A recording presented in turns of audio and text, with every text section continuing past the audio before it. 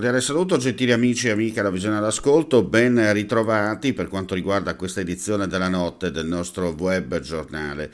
Brutto episodio nella giornata di ieri durante una partita di allievi allo stadio comunale di Cormons tra Cormonese e Junior Deportivo. Un dirigente della squadra avversaria ha schiaffeggiato il giovane direttore di gara.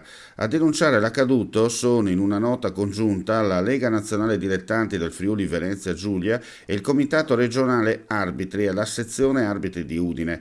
Un atto odioso, la loro condanna, per di più compiuto nei confronti di un arbitro minorenne da parte di una persona adulta.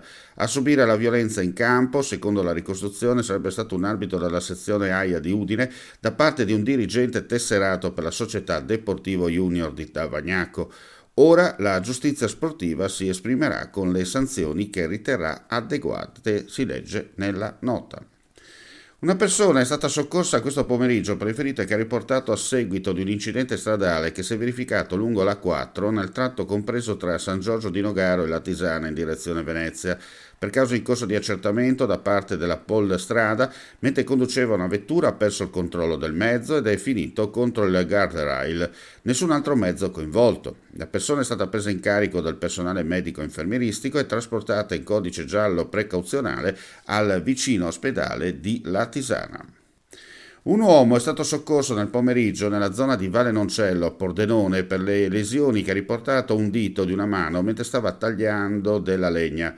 Gli infermieri della Sores hanno inviato sul posto l'equipaggio di un'ambulanza proveniente da Pordenone che ha preso in carico il ferito e trasportato all'ospedale del capoluogo del Friuli occidentale.